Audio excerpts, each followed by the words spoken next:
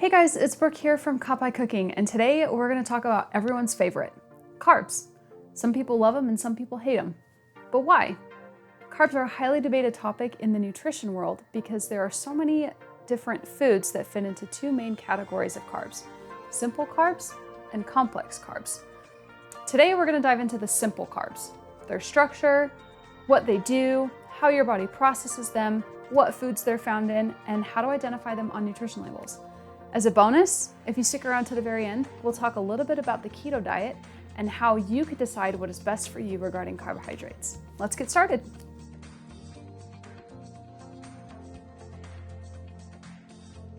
First, let's dive into the structure of carbohydrates. There's three basic elements that are in each carbohydrate: fiber, starch, and sugar.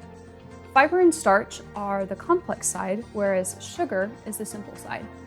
You're probably familiar with some of these simple sugars and didn't even realize it. White sugar, brown sugar, high fructose corn syrup, fresh fruit, fresh vegetables, and even dairy products. What separates simple from complex carbohydrates is their chemical structure. Simple carbohydrates can be broken down into two different elements: monosaccharides and disaccharides. Monosaccharide just means one sugar molecule.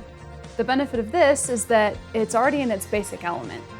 It can't be broken down any further, and that means that our body can digest it really easy. That's why it's simple. There are three different kinds of monosaccharides: glucose, fructose, and galactose. Glucose is found in lots of different sources like fruits, vegetables, candy, sports drinks, honey, maple syrup, the list goes on. Fructose is really easy to remember. It's fruit sugar. Fructose, fruit. The last one is galactose, and it's mostly found in dairy products. These three different types of monosaccharides are easiest for your body to digest. Disaccharides, however, require two sugar molecules to be combined. These disaccharides are a little bit harder for your body to break down, so there's a little bit of extra energy that goes into it. There are also three types of disaccharides: sucrose, lactose, and maltose. Now, the interesting part about disaccharides is this is normally where the line gets a little gray. Sucrose is basically table sugar. We also refer to this as added sugar when we're talking about our foods. The reason added sugar is so controversial is because too much added sugar contributes to obesity, heart problems, elevated triglyceride levels, inflammation, and oxidative stress. Now, if you have table sugar in a cookie that you eat, does that mean that you're going to become obese and that your whole diet is thrown out the window? No, of course not. What scientists are suggesting is that we're aware of the types of simple sugars that we consume and make sure that we're not consuming too much of the wrong kind of sugar. So, let's dive into the types of foods that give us these simple sugars. When people think of carbohydrates, they tend to think about bread, rice, and pasta right off the bat. And while they're not wrong, they're also forgetting about all these other awesome sources of food that give us simple carbs, like fresh produce and dairy products. These are my personal favorite because they are all natural. Fresh produce is just fruits and vegetables. They're built on those monosaccharides that we talk about that are easiest for your body to digest, and they haven't been modified at all by the retailers or the supermarkets. The reason it's important to focus on whole foods and the monosaccharides versus the disaccharides is because carbs are a basic source of energy. And the faster we can give energy to our body and the better energy we can give to our body, the better our body will be. What our body does is it converts carbs into a fuel molecule called ATP through a complex process called cellular respiration. And our body is doing this throughout the day as we give it food so that we have energy to do what we need to do throughout the day.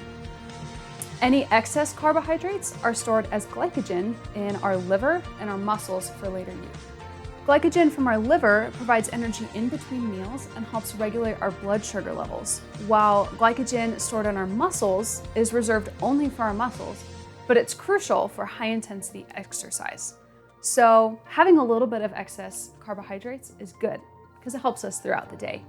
Now, too many carbohydrates, meaning we've already given enough for energy that we need right now, and we already have enough stored away for later, will actually get turned into fat.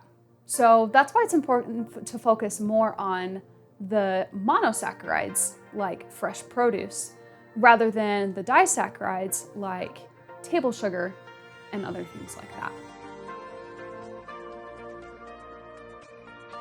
So that begs the question, if it's so important to focus on the types of carbohydrates that we consume and the amount of carbohydrates that we consume, how are we supposed to track all that without buying an app that does all the work for you? Well, lucky for you, as of this year, 2020, the FDA has required all nutrition labels to have an added sugar section on it. That means that when you look at the nutrition label, it'll tell you the calories, fat, sodium, carbs, and protein. In the carbs section, it's broken down into fiber, sugar, and added sugar. Each nutrition label will tell you if there's added sugar. So for example, last week I was at the grocery store and I was looking for some canned peaches for a recipe I was making. I'm really picky about my canned foods. I don't want there to be anything in my canned food except for the ingredient itself and the water that's preserving it.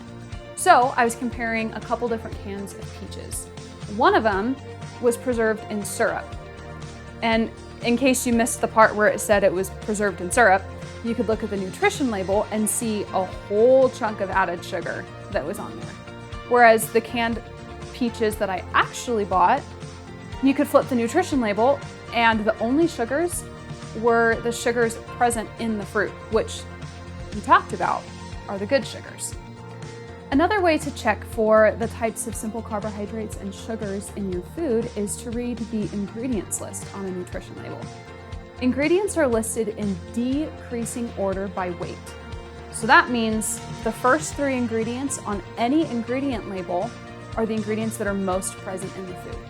So for example, if we're looking at a box of cookies, you might see flour, butter, and then sugar in that order.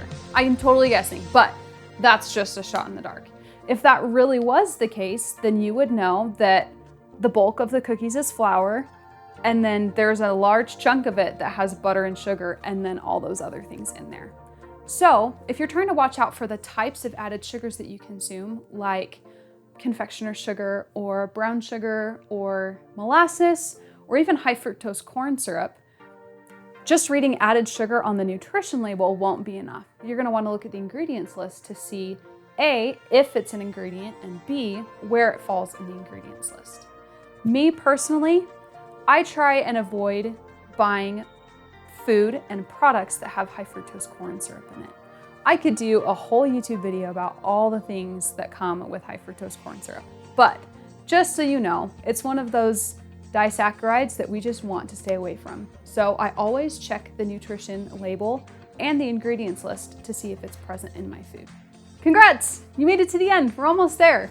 As a bonus, we're going to talk a little bit about the keto diet. So the keto diet focuses on helping your body transition from relying on carbs as your main source of energy to something called ketones. Basically what happens is when your body doesn't have enough carbs to perform the necessary functions, it breaks down the fatty acids in your body and converts them into what we call ketones. That word might sound a little bit familiar because it has the same root as ketosis, which is just the state that your body is in when it's relying on ketones rather than carbs for energy. Now, we can force our bodies to do this by just cutting out carbs, or sometimes our bodies try and help us in that direction. I have a family member who is currently struggling with some health issues right now, and so her doctor actually recommended that she go on a low-carb diet for her health and safety. So she's transitioning into focusing on foods that don't have a lot of carbohydrates in them. So is ketosis really that good? At the end of the day, regardless of what my opinion is, you should consult your doctor because our body relies on carbs as a main source of energy. And there are so many other benefits that we get from fresh produce and dairy products and whole grains than just those simple carbohydrates. So if you're on the fence about whether or not you think it's going to help you lose some weight or help you feel better about yourself, consult your doctor and make sure to do the research necessary so you know what is best for you. Thanks so much for watching. I hope you learned a little bit about simple carbohydrates today. If you liked this video, make sure to hit the like button below and subscribe to my YouTube channel. I'll be releasing part 2 next week about complex carbs, and you won't want to miss it. If you're interested in seeing how you can incorporate healthy doses of carbohydrates into your diet, please check out my blog for healthy and delicious recipes at cotpiecooking.com/blog. I'll have that linked below. You can also follow me on Instagram for all the goods that are happening at Cotpie Cooking, and I hope to see you soon. Cotpie.